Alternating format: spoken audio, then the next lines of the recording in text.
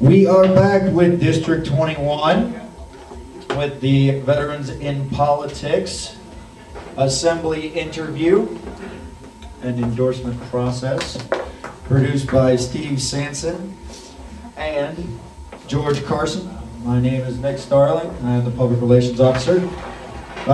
For District 21, we have Les McKay, who is the only one that RSVP'd.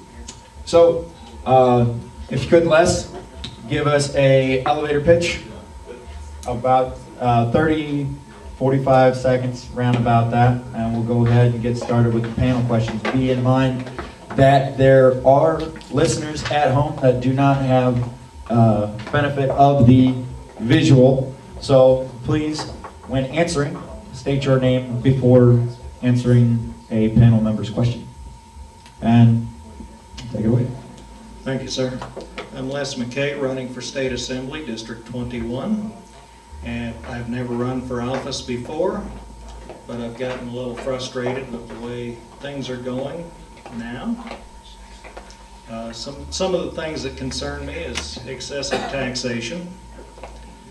Every time, for example, they come a little short on funds for some purpose or another, is gaming paying their fair share? What is their fair share? I don't know, whatever they want it to be that week. They're always looking for more revenue. The government is too large. There's a lot of things in government that need to be cut, and if that were to take place, there would be plenty of tax revenue without raising taxes. In fact, we could reduce taxes and still fund the government that we actually need. Excessive regulation costs money, costs jobs. We need to get away from some of this excessive regulation, have people be responsible for themselves and make their own decisions. And illegal immigration is a federal issue, but there are some things the states can do that we should start doing to make the illegal immigrants that come to this country prefer to go to another state. Thank you. Mike Murray, the question for you is, I often hear the legislature wrangling about each one's pet project and no one can seem to agree on what we cut. My theory is, let's just cut everything 20% if nobody can agree what to cut. What do you think of that idea? I think it's a great idea. If we can't come to a consensus, let's cut all of it. One of the things they were talking about in one of the newspaper articles I read, for example, was cutting out the state park service, or at least closing the state parks to save money. Why not leave them open and privatize them?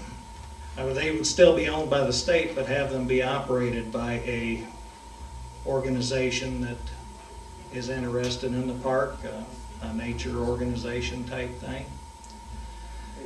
They did that with the Alamo in San Antonio. It was a national park, and the Daughters of the Republic of Texas run it now. The admission is free, and they fund it with donations and store sales. And they keep it up better than the government was keeping it up.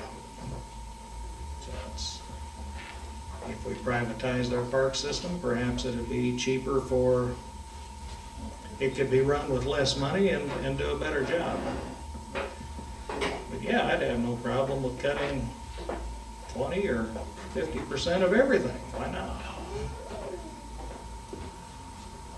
Hi, I'm Maria Dunham. What are the top 2 goals for your specific district? I haven't been out and met people of the district yet, so I can't speak for. I'm not sure if you were addressing from their point. The one that you're going to. Right, but I'm not sure if you're addressing from the people's point of view or mine. But my thought is just reduce government and reduce taxes. No winner retreats. Rowena Richards. What do you think are the most important issues facing the state of Nevada in the next 4 years?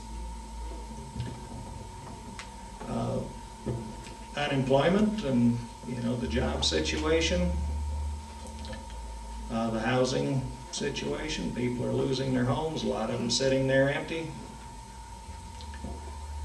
I think those can be addressed by, again, with less of a tax burden. Businesses could afford to reinvest in their businesses.